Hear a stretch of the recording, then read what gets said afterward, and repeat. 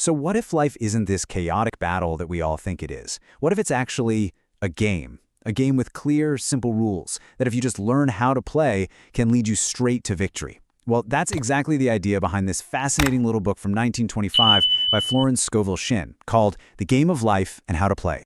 Shinn's entire philosophy really boils down to this one question.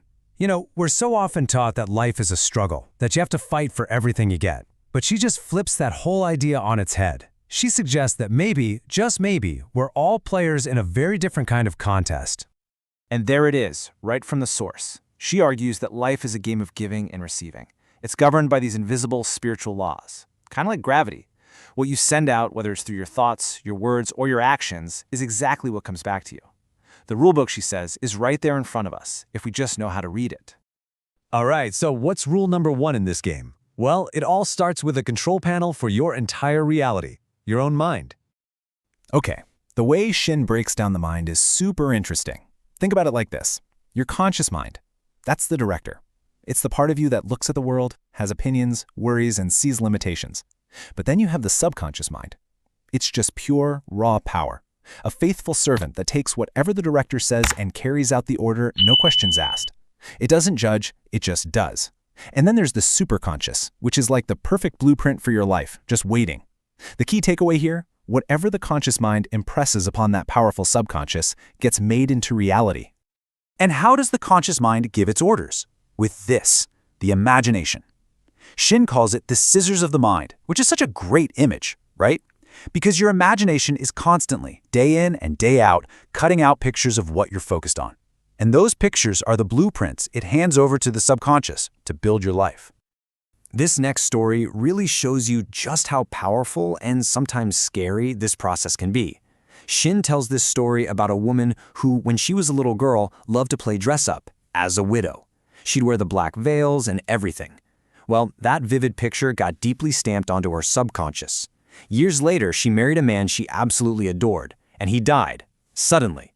You see, her subconscious was just faithfully carrying out an old order it had been given decades before. It had no idea the tragedy it was creating. Okay, so that brings us to rule 2. If your imagination is creating the pictures, then it's your words that turn those pictures into law. Shinn was always pointing back to ancient wisdom to make her points. And this proverb just nails rule 2, doesn't it? Our words aren't just empty sounds. They're creative forces. With every sentence, we're either building up our world or we're tearing it down. We are constantly, whether we know it or not, justifying ourselves or condemning ourselves with what we say out loud. Just look at this simple, but honestly kind of profound example from the book. You've got a father and daughter creating completely opposite realities for themselves, all because of their casual, everyday statements. He's made it a personal law that he misses things. She's made it her law that she catches them. And guess what? Day after day, life just proves them both right. But what about things we say as a joke? I mean, we're not always serious, right? Well, this story is a pretty stark warning. There was a woman, totally fed up with housework, who would always joke, "Ugh, I wish I lived in a trunk." Here's the thing. Your subconscious has zero sense of humor. It heard the command, took the picture, and got to work. In time, she lost her home and ended up in a tiny, cramped, trunk-like room. She literally spoke herself into a trunk. Okay, so you've started to master your mind, you're commanding your words. The third rule is where things get really interesting. This is where the magic happens. It's about taking action, but not just any action, action that's powered by faith. And this is absolutely crucial. Faith in this game is not a passive thing. It's not about sitting on the couch and wishing. Shinn defines it as active faith. It's the act of preparing for the good thing you've asked for, even when, and especially when, there is absolutely no evidence of it in your reality yet. You have to act as if you've already received it. Shinn uses this incredible metaphor to explain it. You've got 3 kings, they're in the desert, they're about to die of thirst. A prophet tells them, you won't see any winds, you won't see any rain, but go out there and dig a bunch of ditches for water. Can you imagine? They had to get ready for the blessing before there was any logical reason to believe it was coming. And here's a perfect modern example of what digging your ditches looks like.